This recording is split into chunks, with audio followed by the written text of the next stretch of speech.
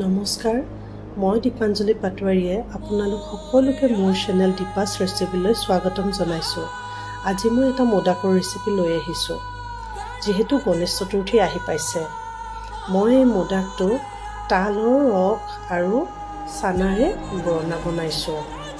মই ভিডিঅ'টোত দেখুওৱা ধৰণে তালখিনি এৰুৱাই লৈ তালটো কেনেদৰে চেকিব লাগে, কেনেদৰে চেকি তাৰ পাল্পটো উলিয়াব লাগে, মই গোটেইখিনি ভিডিঅ'টোত দেখুৱাই দিয়া হৈছে।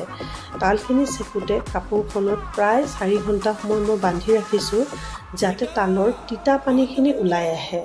তাৰপিছত মই কেৰাহী এখনত প্ৰায় আধা কাপ তাল আৰু আধা কাপ চেনি লৈছোঁ।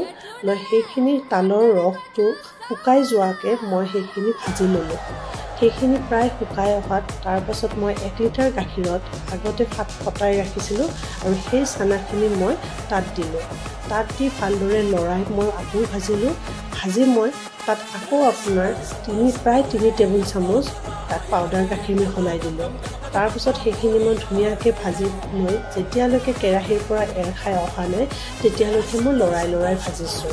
তাৰপিছত মই সেইখিনি হাতত লৈ চাইছোঁ। যেতিয়া হাতৰ পৰা এৰ খাইছে, ধুনীয়াকৈ লাড়ু এটা হৈ আহিছে, তেতিয়া মই গেছ অফ কৰি ৰাখিলোঁ।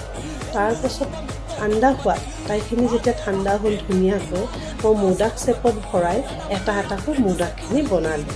এয়া মই চব পৰিৱেশন কৰিছোঁ, ধুনীয়াকৈ মোদাকখিনি হৈ গ'ল।